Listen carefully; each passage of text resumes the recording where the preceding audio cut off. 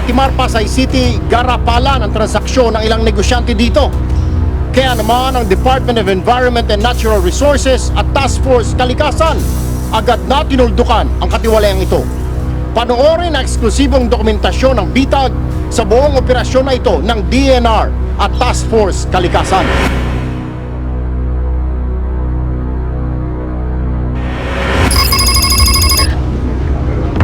Lunes, alas 11 na tanghali sa kalagitnaan ng meeting ng grupo ng bitag, nakatanggap kami ng tawag mula kay Assistant Secretary Mark Alan J. Yambao ng Department of Environment and Natural Resources. Okay, sige pa. Anong oras yan? Okay, malapit lang sa may circular din, di ba? Wala, mapupuntahin ko lang dyan, ha? Dito agad na kumilos ang bitag. Okay, here. Sunday. Yes, sir.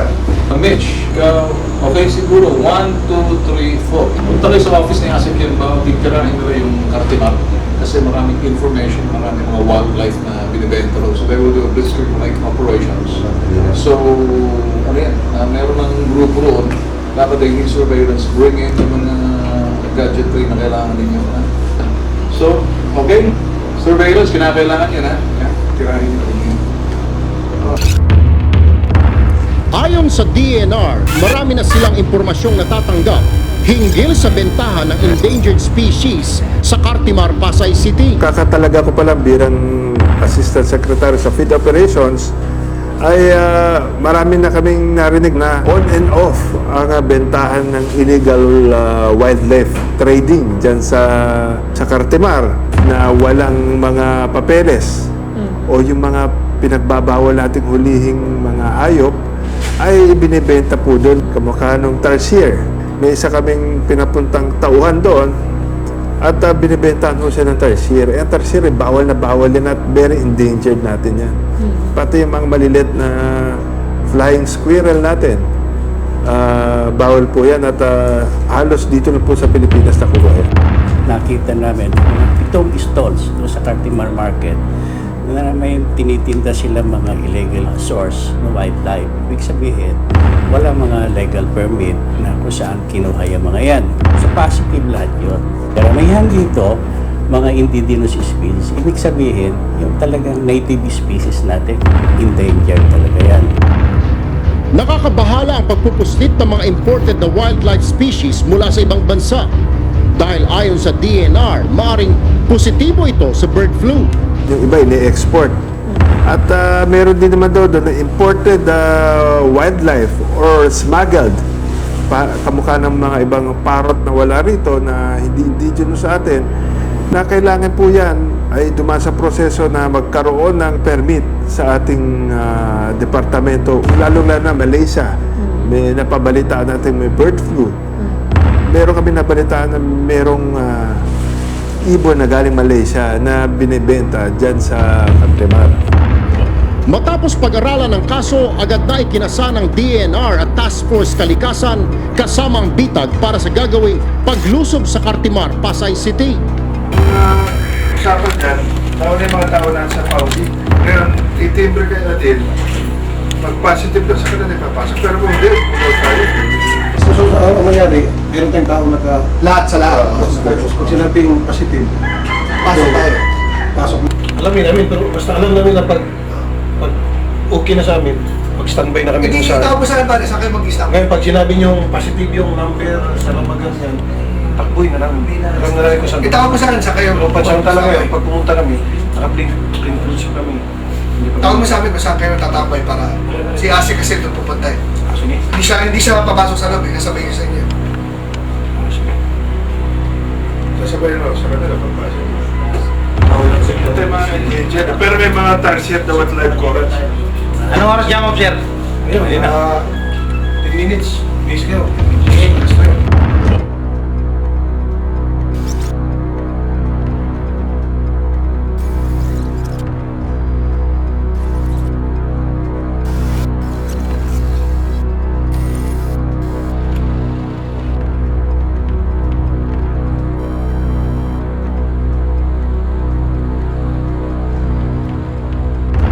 Pagdating Pagdating sa Cartimar, Pasay, inikutan muna ng grupo ng DENR, Task Force Kalikasan at Bitag ang target area.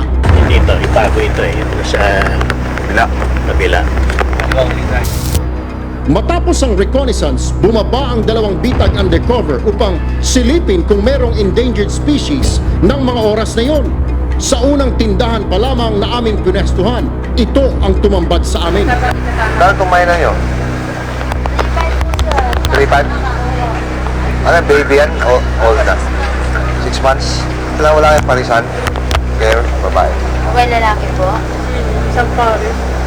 Kuya Jun, gusto nila isang pares may na. Babae lalaki. Babae lalaki? 3-5 sinaswap. Gusto kasi parang magsalita yan. Alam mo siya para salita na yan, Gismin niya. Ayun nga, yung pares. Pares yung pares sila. Ibigay ka na nga ito kasi dito sa garito. Ikaw, bigyan mo si Pata. Sumunod na tindahan, ilan lang ang nakadisplay.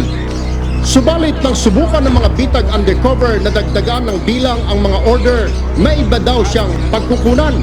Magkano yung dito mo? 3-5 ba? Ilang months na yan?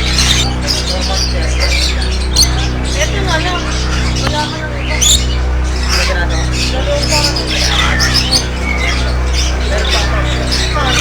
Kailan papatingin nga? Nang ikutin ng mga bitag undercover ang buong Cartimar, ito na ang bumulaga sa amin.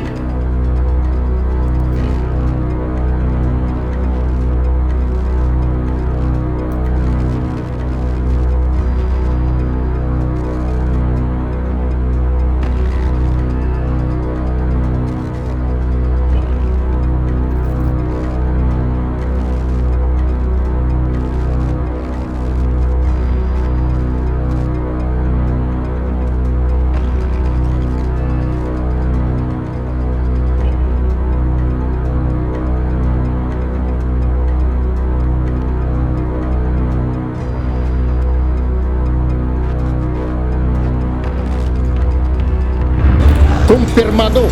Kaya dito agarang kumilos sa mga operatiba ng Task Force Kalikasan, DENR at Bitag.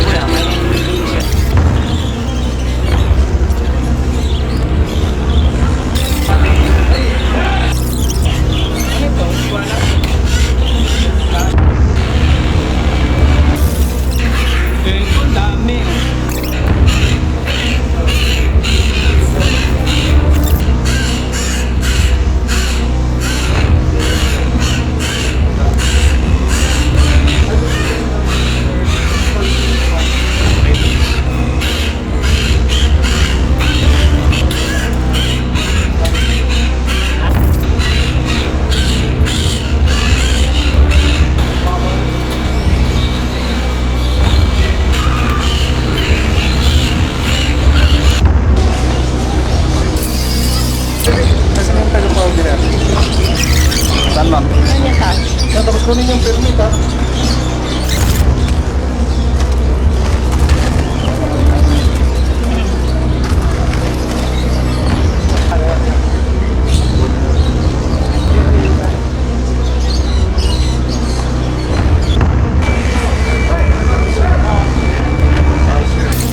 Tarsier? Tarsier yan. Tarsier, oh. Cashier. Cashier pa hindi. Tarsier yan, di ba? Cashier to. Oo nga po.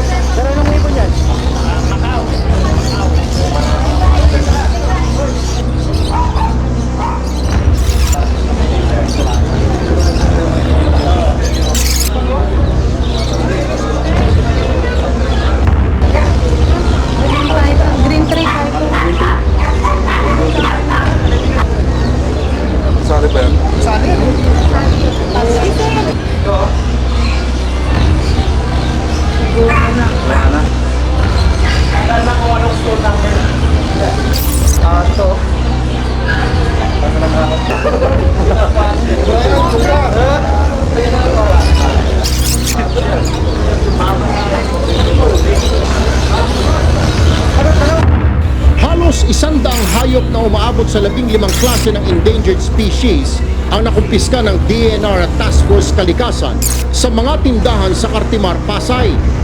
Pinakamalaking operasyon na ito sa taong 2008 ng DNR laban sa mga illegal na nagbebenta ng endangered species. Hello, sir. Ano ba nakuha? May mga nakuha po na agila po, may snake, may iguana, monkey, myna, tarsier. Well, bawal yung tarsier yun. Dapat endangered species yung tarsier. Oo nga, sir. Sugar glider. Sugar glider, yung para pong tarsier din. Imported ba yan o galing Bohol? Imported, sir. Sus Mariose, paano pinasok yung smuggled? Smuggled. Tapos, sir, yung mga... Myna, galing Palawan, sir. Ang dami. Sus Mariosep naman yan. Good work na Susma. De, ilan lahat yung mga nakuha ninyo mga endangered species, yung mga animals na ipinagbabawal na binibenta? Napakarami, sir, eh. Kaya ngayon po, doon po muna bibilangin kasi marami pong mga taong baka raw po magkagulo. So, ipinagsasakay muna sa sasakyan pero nakalista naman, sir. Okay, sige. Good work. So, marami talaga. Opo, sir, marami. Cartimar yan, di ba? Nag-advertise sa dyaryo para sabihin na magkompleto na sila ng mga pet doon sa lugar na yan eh. Kita mo talagang walang pakundaan ang lakas loob ng mga hinayupak na yan eh. Okay, sige, good work.